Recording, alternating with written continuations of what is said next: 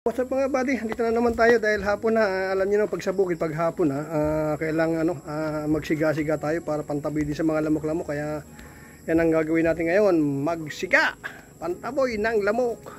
Ayan na nga, yan na nga yung tinumpok ko na, na mga kahoy na mga tuod na tinabas ko.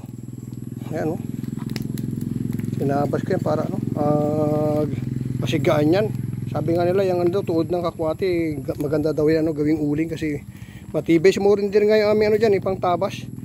At nasira pa talaga yung piston. Umudri kami ng bagong piston. Ayan di ba? Mausok na yan. May abutin na hanggang umaga yan pag hindi umulan. Kasi matigas yung kahoy na yan Pag gumaga sa uling yan, matagal maging abo yung yung kahoy. Kaya mahal ang uling daw nito yung kakwati.